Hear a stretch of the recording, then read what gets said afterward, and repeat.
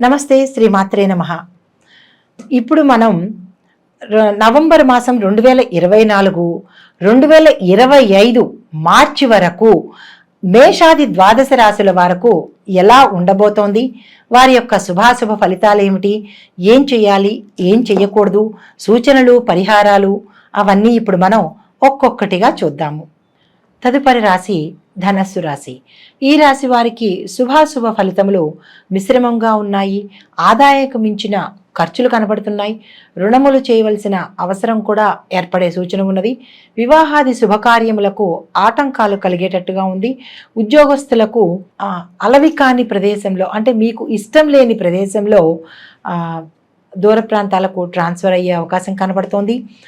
గృహ నిర్మాణ నిమిత్తము మీరు వ్యాపారాలు, పెట్టుబడులు పెట్టేందుకు గాను, నూతన వ్యాపారాలు ప్రారంభించడానికి కానీ, లేదైనా కొత్త పెట్టుబడులు పెట్టడానికి కానీ ఈ మాసం అత్యంత అనుకూలం కాదు, వాయిదా వేయవలసిందిగా సూచన చెప్పడం జరిగింది. భార్యా బిడ్డలతో ప్రతి చిన్న విషయంలోనూ తగాదాలు వచ్చేటట్టుగా కనబడుతోంది. కాబట్టి దాని ద్వారా మనస్పర్ధలు ఏర్పడి కుటుంబం విచ్ఛిన్నమయ్యే సూచన కనపడుతోంది. కాబట్టి ఒకంత తగ్గి ఉండి మాట రాకుండా ఓర్పు వహించవలసిందిగా ప్రత్యేకమైన సూచన చెప్పడం జరిగింది. శత్రువుల యొక్క తాకిడి ఎక్కువగా ఉంటుంది. శత్రు బాధలు ఎక్కువగా ఉంటాయి. గౌరవ మర్యాదలకు కొంచెం భంగం కలిగే సూచన కనబడుతోంది. కాబట్టి మాటను అందంగా, జాగ్రత్తగా, పొదుపుగా మాట్లాడాలి. తర్వాత ఆరోగ్య విషయంలో తగిన జాగ్రత్త తీసుకోవాల్సిందిగా చెప్పడం జరిగింది. శత్రు, రోగ, రుణ బాధలు తప్పట్లేదు.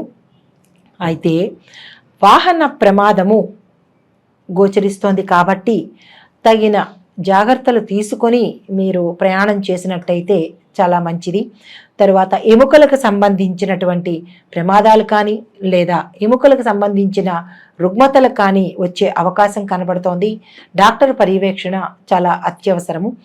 తగిన జాగ్రత్త తీసుకోవాలి. తర్వాత చోర భయము, అంటే దొంగతనాలు జరిగే అవకాశం ఉంది. కాబట్టి మీ విలువైన వస్తువులను భద్రతగా చూసుకోవాల్సిందిగా చెప్పడం జరిగింది.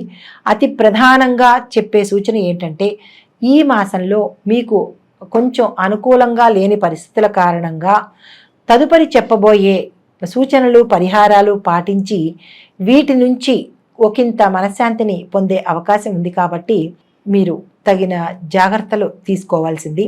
అయితే ఈ రాశి యొక్క స్త్రీలకు వివాహం విషయంలో లేదా వాటి కోసం చేసే ప్రయత్నంలో అంతగా అనుకూలించే పరిణామం అయితే లేదు. ఆటంకాలు కూడా ఒకంత ఎదురయ్యే అవకాశం కనబడుతోంది. ఉద్యోగస్తులకు అధికారుల వలన ట్రాన్స్ఫర్స్, మీకు ఇష్టం లేని ప్రదేశాలకు ట్రాన్స్ఫర్ అయ్యే అవకాశం ఉంది. తర్వాత ప్రమోషన్లకి కానీ లేదా డెవలప్మెంట్కి కానీ మీకు ఆటంకాలు ఏర్పడతాయి.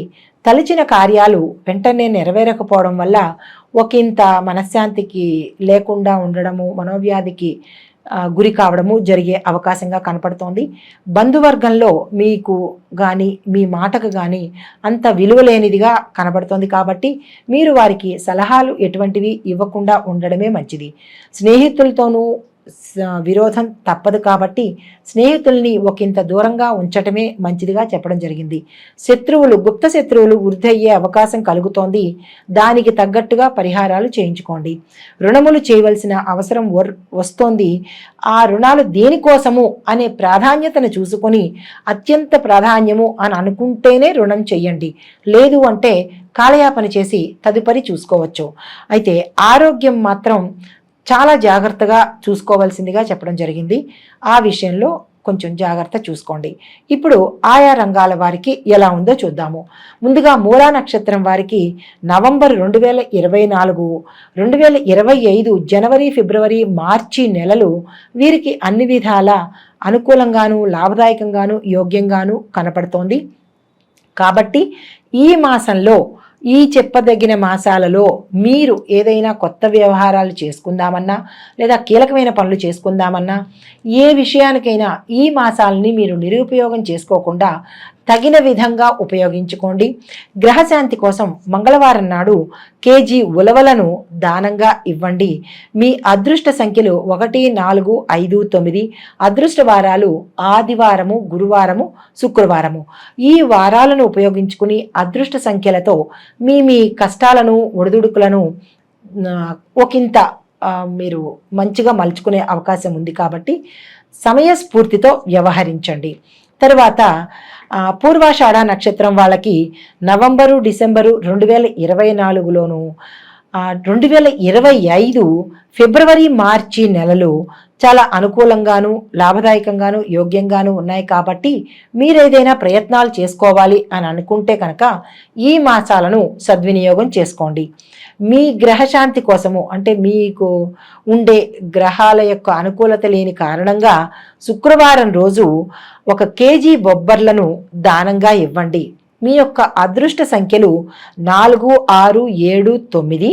అదృష్ట వారాలు సోమ, బుధ, గురువారాలు కాబట్టి ఈ వారాలలో ఈ సంఖ్యలను ఉపయోగించుకుని ఏవైనా కీలకమైన పనులు చేయాలనుకుంటే ప్రారంభం చేసుకోండి. తదుపరి ఉత్తరాషాఢ వారు 1వ పాదం వారికి నవంబరు, డిసెంబరు 2024, 2025లో జనవరి, ఫిబ్రవరి, మార్చ్ ఈ 3 నెలలు, అంటే ఆ 3 నెలలు ఇటు ఈ 2 నెలలు మీకు అన్ని విధాలా మంచిగా, అనుకూలంగా, లాభదాయకంగా ఉంది కాబట్టి ఈ మాసాల్ని మీరు నిరుపయోగం చేసుకోకుండా సద్వినియోగం చేసుకుంటే చాలా మంచిది.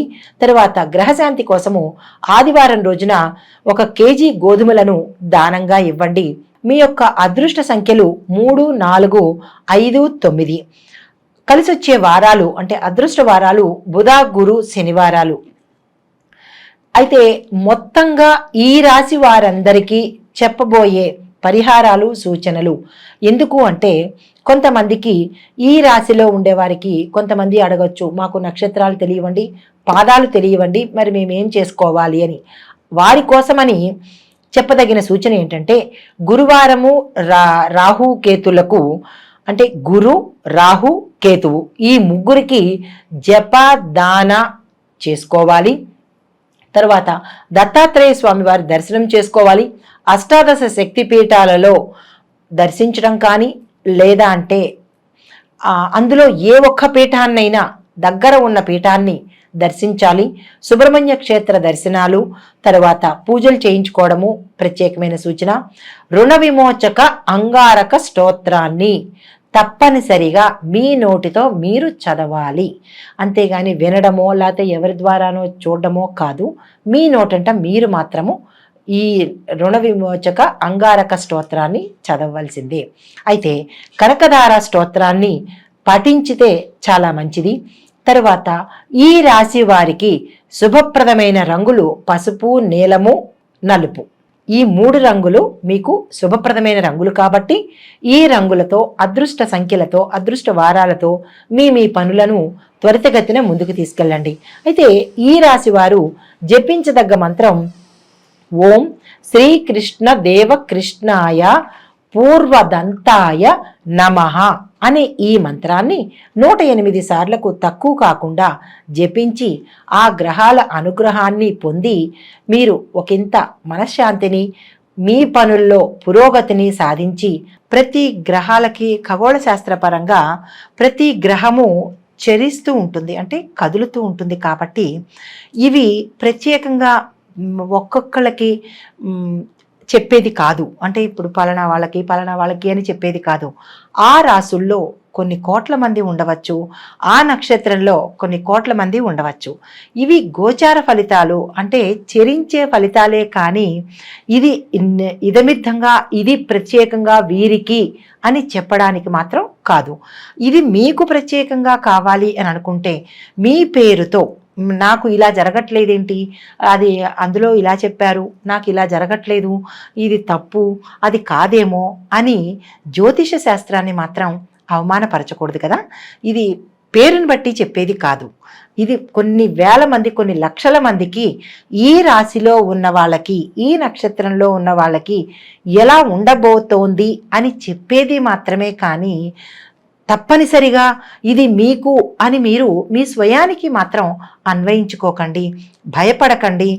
సంతోషం కూడా సంతోషపడండి, బాగుంటుంది. కానీ ఏదైనా కనుక ఉన్నది అంటే భయపడకండి. ఎందుకంటే మనకి పంచాంగంలో దృక్సే పంచాంగం కానీ లేదా ఏ జ్యోతిష శాస్త్రంలో ఉండే పంచాంగకర్తలు మనకి సూచన చెప్తారు, మీకు ఇలా ఉండబోతోంది అని చెబుతారు. కానీ దాన్ని మీరు పరిగణలోకి తీసుకుని భయపడిపోయి నాకే అని అన్వయించుకోకండి.